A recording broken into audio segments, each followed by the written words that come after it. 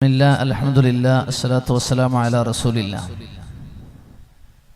ഏറെ ആദരണീയരായ പണ്ഡിതന്മാരെ, നേതാക്കളെ, സ്നേഹസമ്പന്നരായ സഹോദരി സഹോദരന്മാരെ, ഇത്രയും നീണ്ട സംസാരങ്ങളിലൂടെ നവോത്ഥാനത്തിൻ്റെ നാൾ വഴികൾ, കടന്നുവന്ന ഇന്നലകളുടെ ചരിത്രങ്ങളാണ് നാം ഇതുവരെ കേട്ടത്. ഏതൊരു സമൂഹത്തിലും നവോത്ഥാനം കടന്നു വന്നിട്ടുള്ളത് പ്രവാചകന്മാരുടെ കാലഘട്ടം മുതൽ ഇങ്ങോട്ട് നോക്കിയാൽ വിശുദ്ധ ഖുർആനിൻ്റെയും പ്രവാചക ചര്യയുടെയും പിൻബലങ്ങൾ എടുത്തു പരിശോധിച്ചാൽ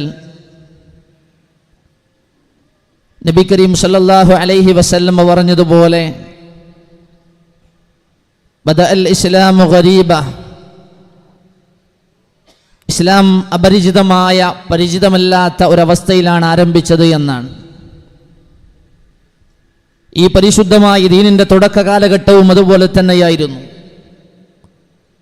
സ്വീകരിക്കാൻ ആളുകളില്ലാതെ, ഏറ്റെടുക്കാൻ ആളുകളില്ലാതെ, നേരത്തെ ഇവിടെ കേട്ടതുപോലെ മൻ യൻസുറുനി വമൻ യഅ്വീനി, ആരെനിക്ക് അഭയം നൽകും, ആരെന്നെ സഹായിക്കുമെന്ന് മഹാനായ റസൂലുള്ളാഹി സ്വല്ലല്ലാഹു അലൈഹി വസല്ലം പരിശുദ്ധമായ ഹജ്ജിന്റെ കർമ്മത്തിന് വേണ്ടി മക്കയിലേക്ക് കടന്നു വരുന്ന വ്യത്യസ്തങ്ങളായ നാട്ടുകാരോട് മാറി മാറി ഹബീബ് ചോദിച്ച ചോദ്യമാണ് മൻ യൻസുറുനി വമൻ യുഅ്വീനി, എന്നെ സഹായിക്കാൻ നിങ്ങളുടെ കൂട്ടത്തിൽ ആരെങ്കിലും ഉണ്ടോ, എനിക്ക് അഭയം നൽകാൻ നിങ്ങളുടെ കൂട്ടത്തിൽ ആരെങ്കിലും ഉണ്ടോ എന്ന് റസൂലുള്ളാഹി സ്വല്ലല്ലാഹു അലൈഹി വസല്ലം ചോദിച്ചിട്ടുണ്ട്. കാരണം ഈ പരിശുദ്ധമായ ദീനിന്റെ അഥവാ ലാ ഇലാഹ ഇല്ലല്ലയുടെ പ്രബോധന പ്രവർത്തനങ്ങളുമായി അഷ്റഫുൽ ഖൽഖ് കടന്നു ചെന്നപ്പോ 40 വയസ്സുകാലം ആ പ്രവാചകനെ അൽ അമീൻ എന്ന് വിളിച്ച നാവുകൾ സ്വീകരിച്ചവരും സ്നേഹിച്ചവരും ആനയിച്ചവരും ആഹ്ലാദിച്ചവരും ആശംസിച്ചവരും അതേ മനുഷ്യനെ പുറങ്കാലുകൊണ്ട് തള്ളിക്കളയുന്ന, അപഹസിക്കുന്ന, പരിഹസിക്കുന്ന, ഉപദ്രവിക്കുന്ന, പ്രയാസപ്പെടുത്തുന്ന കാഴ്ചകളാണ് പിന്നീട് കാണാൻ സാധിച്ചത്. ഇന്ന് നമ്മൾ കാണുന്ന, അനുഭവിക്കുന്ന സ്വാതന്ത്ര്യങ്ങളെ പോലെ ഈ മഹത്തായ കലിമത്തു തൗഹീദ് പറയാൻ റസൂലുള്ളാഹിക്ക് സാഹചര്യങ്ങൾ അനുകൂലമായിരുന്നില്ല. ഇസ്ലാമിന്റെ പ്രബോധന ചരിത്രത്തിലെ ആദ്യ കാലഘട്ടങ്ങളിൽ ദാറുൽ അർഖമിന്റെ ചരിത്രം പറയുന്നത് പരസ്യമായി വിളിച്ചു പറയാൻ, അത് കേൾക്കാൻ, അത് സ്വീകരിക്കാൻ ആളുകളില്ലാത്ത, സ്വാതന്ത്ര്യമില്ലാത്ത ചരിത്രത്തിന്റെ അടയാളപ്പെടുത്തലുകളാണ് ദാറുൽ അർഖം എന്ന് പറയുന്നത്. മഹാനായ അമ്മാർ റളിയല്ലാഹു അൻഹു പറയുന്നുണ്ട്, ദാറുൽ അർഖമിന്റെ വീട്ടിൽ, ആ അർഖമിന്റെ വീട്ടിൽ വാതിലിന് ചുറ്റിൽ ഞാൻ കാത്തു നിൽക്കുമ്പോ ആ സമയത്ത് റസൂലുള്ളാഹി സ്വല്ലല്ലാഹു അലൈഹി വസല്ലമ ഈ വിശുദ്ധ ദീനിന്റെ ലാ ഇലാഹ ഇല്ലല്ലയുടെ ആദർശ പ്രബോധനം നടത്തുകൊണ്ടിരിക്കുമ്പോ ഒരു ഫിത്നയുടെ, പ്രയാസത്തിന്റെ കാലഘട്ടത്തിൽ അർഖമിന്റെ വീടിന്റെ ചാരത്ത് ഞാൻ സുഹൈബ് ഇബ്നു സിനാൻ റൂമിയെ ഞാൻ കണ്ടിട്ടുണ്ട് എന്ന് റസൂലുള്ളാഹി സ്വല്ലല്ലാഹു അലൈഹി വസല്ലമയെ ചൂണ്ടി മഹാനായ അമ്മാർ റളിയല്ലാഹു അൻഹു പറയുകയാണ്. ഇമാം മുജാഹിദ് റഹിമഹുല്ലാഹി പറഞ്ഞതുപോലെ അവ്വലു മൻ അൽഹറൽ ഇസ്ലാമ സബ്അ, ഇസ്ലാം എന്ന ഈ ദീന് പ്രത്യക്ഷപ്പെടുത്തിയവര്, പ്രഖ്യാപിച്ച ആളുകള് ആദ്യ കാലഘട്ടത്തിൽ 7 ആളുകൾ മാത്രമുണ്ടായിരുന്നുള്ളൂ എന്നാണ്.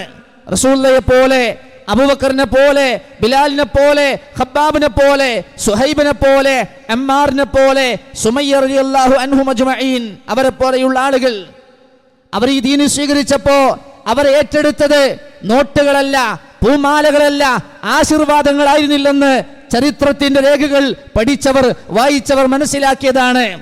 ഇരുമ്പിന്റെ ദണ്ടുകൾ കൊണ്ട്, ഈർച്ചവാളുകൾ കൊണ്ട് എരിയുന്ന എണ്ണയിലേക്ക് പച്ചയായ മനുഷ്യരെ എടുത്തെറിയപ്പെട്ടത് ലാ ഇലാഹ ഇല്ലല്ലാ എന്ന ആ കലിമത്തു തൗഹീദ് സ്വീകരിച്ചതിന്റെ പേരിലാണ്. ഖബ്ബാബിന്റെ ചരിത്രം അതാണ്, ഖുബൈബിന്റെ ചരിത്രം അതാണ്. ഇസ്ലാമിന് വേണ്ടി, ലാ ഇലാഹ ഇല്ലല്ലക്ക് വേണ്ടി, തൗഹീദിന് വേണ്ടി ആദ്യത്തെ വീരമൃത്യു വരിച്ച സുമയ്യ റളിയല്ലാഹു അൻഹയുടെ ചരിത്രം അതാണ്.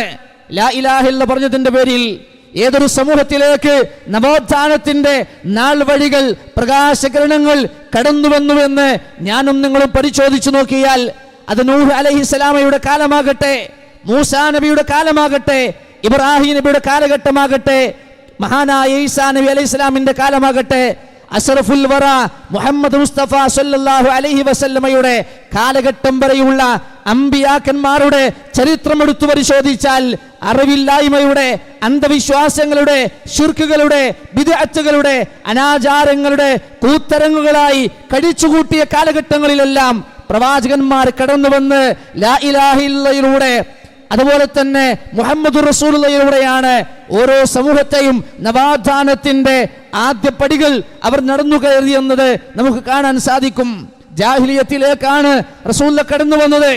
ആ ജാഹിലിയത്തിൽ കള്ളും പെണ്ണും അതുപോലെയുള്ള സകല തോന്നിവാസങ്ങളുമായി കഴിച്ചുകൂട്ടിയ ആ ജാഹിലിയത്തിലേക്ക് റസൂൽ കടന്നു വന്നിട്ട് അവരെ പഠിപ്പിച്ചത് ലാ ഇലാഹ ഇല്ലല്ലാ എന്ന ഷഹാദത്തു അല്ലാ ഇലാഹ ഇല്ലല്ലാ എന്ന ആ തൗഹീദിന്റെ നവോത്ഥാനത്തിന്റെ സൂത്രവാക്യമായിരുന്നുവെന്ന് ചരിത്രം നമ്മൾ മനസ്സിലാക്കണം. അങ്ങനെ കാലം ഒരുപാട് മുന്നോട്ട് പോയി. അനുഭവിച്ച പ്രയാസങ്ങൾ ചെറുതായിരുന്നില്ല, പീഡനങ്ങൾ ചെറുതായിരുന്നില്ല. അവസാനം റസൂലുള്ളാഹിക്ക് സ്വന്തം നാട് വിട്ട് ആ മക്കയിൽ നിന്ന് മദീനയിലേക്ക് അഭയാർത്ഥിയായി പലായനം ചെയ്യേണ്ടി വന്ന ചരിത്രമാണ് ഇവിടെ വിശദീകരിക്കപ്പെട്ടത്. സഹോദരങ്ങളെ, സ്വന്തം നാട് വിടേണ്ടി വരികയാണ്, ജന്മനാട് വിടേണ്ടി വരികയാണ്, കളിച്ചു വളർന്ന മണ്ണ് വിടേണ്ടി വരികയാണ്, കൂട്ടുകാരെ, ബന്ധുക്കളെ, സുഹൃത്തുക്കളെ, സ്നേഹിതന്മാരെ മുഴുവൻ വിട്ട് അവർ മദീനയിലേക്ക് പോയി. എന്തിനു വേണ്ടി? നിലനിൽക്കാൻ വേണ്ടി, സ്വാതന്ത്ര്യത്തിന് വേണ്ടി, ആശ്വാസത്തിന് വേണ്ടി, സമാധാനത്തിന് വേണ്ടി. നിങ്ങൾക്കറിയുമോ, ഒരുപാട് പ്രയാസങ്ങൾ കഴിഞ്ഞ് ബുദ്ധിമുട്ടുകൾ അനുഭവിച്ച് അവസാനം മഹാനായ പ്രവാചകൻ സല്ലല്ലാഹു അലൈഹി വസല്ലമ ഈ പ്രയാസങ്ങൾ ഉണ്ടാകുമ്പോ, ഈ പീഡനങ്ങൾ അനുഭവിക്കുമ്പോ ആ ലാ ഇലാഹ ഇല്ലല്ലാ എന്ന ആ തൗഹീദിന്റെ പ്രബോധനത്തിന് ഒരു വീഴ്ചയും ഒരിടവേളയും റസൂൽ എടുത്തിട്ടില്ല. അനുഭവങ്ങൾ, പ്രയാസങ്ങൾ, പീഡനങ്ങൾ എല്ലാം അനുഭവിക്കുമ്പോഴും അല്ലാഹു റബ്ബ് സുബ്ഹാനഹു വ തആലയിലേക്ക് മക്ക സാധിക്കില്ലേ, മദീനയിലേക്ക് സാധിക്കില്ലേ, ഹബശയിലേക്ക്, വ്യത്യസ്തങ്ങളായ നാടുകളിലേക്ക് സമാധാനത്തിന് വേണ്ടി മാറിപ്പോയതല്ല. ലാ ഇലാഹ ഇല്ലല്ലാഹ് പറയാൻ, ഷഹാദത്തു അല്ലാ ഇലാഹ ഇല്ലല്ലാഹ് പറയാൻ, അല്ലാഹുവിനെ മാത്രം ആരാധിക്കണമെന്ന് പറയാൻ അനുകൂലമായ ഒരു മണ്ണുണ്ടെങ്കിൽ അവിടെ ചെന്ന് ഈ ലാ ഇലാഹ ഇല്ലല്ലാഹ് പറയാനാണ് റസൂലുള്ളാഹി പോയത്, സ്വഹാബത്ത് പോയത്. നേരത്തെ കേട്ടല്ലോ, മദീനയിൽ ചെന്നു, അവിടെ പോയിട്ടും ലാ ഇലാഹ ഇല്ലല്ലാഹ് പറയുകയാണ്. ചരിത്രം മാറുമ്പോ ആ റസൂലുള്ളാഹി സ്വല്ലല്ലാഹു അലൈഹി വസല്ലമ മദീനയിലേക്ക് തിരിച്ചു വരുന്നുണ്ട്. എങ്ങനെ? ആ മദീനയുടെ രാജാവായി, അധികാരത്തിന്റെ ശിരാകേന്ദ്രമായി റസൂൽ തിരിച്ചു വരുന്ന രംഗം വിശുദ്ധ ഖുർആൻ വിവരിക്കുന്നുണ്ട്. ജീവിക്കാൻ കഴിയാതെ, താമസിക്കാൻ സ്വാതന്ത്ര്യമില്ലാതെ, പ്രബോധനം ചെയ്യാൻ അവകാശമില്ലാതെ, റസൂലുള്ളാഹിയും സഹാബത്തും രാപ്പകലുകൾ വ്യത്യാസമില്ലാതെ ഹിജ്റ പോയ മണ്ണിലേക്ക് അല്ലാഹുവിന്റെ റസൂൽ കടന്നു വരികയാണ്. ആ രാജ്യത്തിന്റെ അധികാരിയായി തന്റെ കൂടെയുള്ള ആളുകളുമായി റസൂൽ കടന്നു വരുന്ന രംഗം വിശുദ്ധ ഖുർആനിലൂടെ, പ്രവാചക സുന്നത്തിലൂടെ നമുക്ക് മനസ്സിലാക്കാൻ സാധിക്കുന്നുണ്ട്. സഹോദരങ്ങളെ, ഞാൻ ഇത്രയും പറഞ്ഞത് നമ്മുടെ മുൻഗാമികളായ ആളുകൾ ഈ ലാ ഇലാഹ ഇല്ലല്ലാഹ്ക്ക് വേണ്ടി ഇറങ്ങി തിരിച്ചപ്പോ നമ്മുടെ മുൻഗാമികൾ ഇതുപോലെ അനുഭവിച്ചിട്ടുണ്ട്. ഇന്ന് വിശാലമായ സൗകര്യങ്ങളോടെ, സംവിധാനങ്ങളോടെ ഈ പന്തലിരുന്ന് ഇത് കേൾക്കുമ്പോൾ പോലും ഈ പറയുന്ന ഞാനും കേൾക്കുന്ന നിങ്ങൾ ഓരോരുത്തരും ചിന്തിക്കണം, ഈ ലാ ഇലാഹ ഇല്ലല്ലാഹ്ക്ക് വേണ്ടി, മുഹമ്മദ് റസൂലുള്ളാഹിക്ക് വേണ്ടി നമ്മുടെ മുൻഗാമികൾ അനുഭവിച്ചതുപോലെ ജീവിതത്തിൽ നാളെ പടച്ച റബ്ബിന്റെ മുമ്പിൽ എടുത്തു പറയാൻ എന്തെങ്കിലും ഒരു ചരിത്രത്തിന്റെ പേജുണ്ടോ എന്ന് ഓർക്കണം. നമ്മുടെ മുൻഗാമികള് മഹല്ലുകൾ അവരെ ഭ്രഷ്ട് കൽപ്പിച്ചിട്ടുണ്ട്. അതുപോലെ തന്നെ അവരുടെ വിവാഹ ബന്ധങ്ങൾ വേർപ്പെടുത്തിയിട്ടുണ്ട്. അനന്തര സ്വത്ത് പരിപൂർണമായി നിഷേധിക്കപ്പെട്ടിട്ടുണ്ട്. കണ്ടുകഴിഞ്ഞാൽ മിണ്ടാത്ത സാഹചര്യം ഉണ്ടായിട്ടുണ്ട്, സലാം പറയാത്ത സാഹചര്യം ഉണ്ടായിട്ടുണ്ട്, കല്യാണങ്ങൾക്ക് ക്ഷണിക്കാത്ത ആളുകൾ ഉണ്ടായിട്ട്. എന്തിന്? മരിച്ചുപോയ ഒരു മനുഷ്യന്റെ മയ്യിത്ത് അത് മഹല്ല് ഖബർസ്ഥാനിൽ മറമാടാൻ പോലും കഴിയാത്ത വിധം അവസാനം കോടതി വരാന്തയിലേക്ക് കേസുകളായി കോടതി ഇടപെട്ട്, നിയമപാലകർ ഇടപെട്ട് ദിവസങ്ങളോളം വെച്ച് ആ മയ്യിത്ത് മറമാടേണ്ടി വന്നത് ഈ ലാ ഇലാഹ ഇല്ലല്ലാഹ്ക്ക് വേണ്ടി ഈ കേരള ഭൂമികയിൽ നമ്മുടെ മുൻഗാമികൾ ഈ തൗഹീദിന് വേണ്ടി അനുഭവിച്ചതാണ്. ഒരുപാട് സൗഭാഗ്യങ്ങൾ, കാലം ഒരുപാട് മുന്നോട്ട് പോയി, സാഹചര്യങ്ങൾ വന്നു, സൗകര്യങ്ങൾ കൂടി, എല്ലാം നമുക്ക് അനുകൂലമായി. ഇന്ന് നോക്കണം നിങ്ങൾ, ആയിരക്കണക്കിന് പള്ളികളാണ്, മദ്രസകളാണ്, മഹല്ലുകളാണ്, വിദ്യാഭ്യാസ സ്ഥാപനങ്ങളാണ്.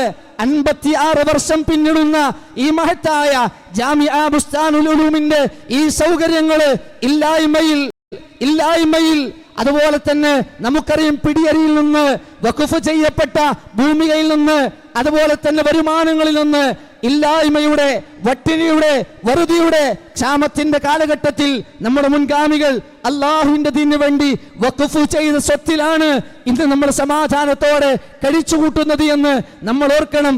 എല്ലാ പ്രയാസങ്ങളും ഉണ്ടായിട്ടും, എല്ലാ ബുദ്ധിമുട്ടുകളും ഉണ്ടായിട്ടും, എല്ലാ പ്രയാസങ്ങൾ അനുഭവിച്ചിട്ടും അള്ളാഹുവിന്റെ ദീനിനു വേണ്ടി, ഈ ആദർശത്തിന് വേണ്ടി എല്ലാം അവർ ചെയ്തു.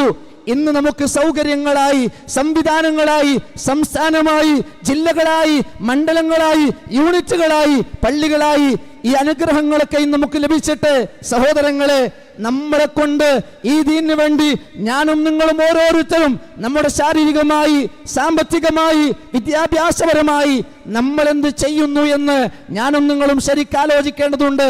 അതുകൊണ്ട് തന്നെ നമ്മൾ ഓരോരുത്തരും നമ്മെ കൊണ്ടാകുന്നത് പോലെ നമുക്ക് ചെയ്തു തന്ന അള്ളാഹുവിന്റെ അനുഗ്രഹങ്ങൾ കൊണ്ട് തിരിച്ച് റബ്ബിന്റെ മാർഗത്തിൽ നമ്മുടെ മുൻഗാമികളെ പോലെ ആത്മാർത്ഥമായി പണിയെടുക്കാൻ സാധിക്കണം.